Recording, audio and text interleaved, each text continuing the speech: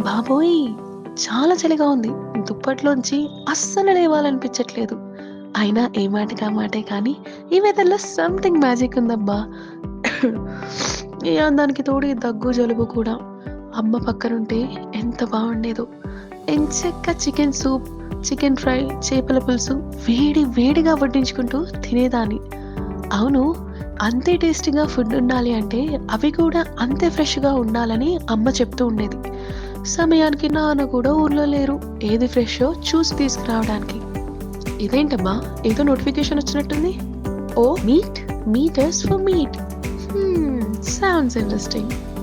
ఏది చూద్దాం. అఫో, చాలా ఆప్షన్స్ ఉన్నాయి.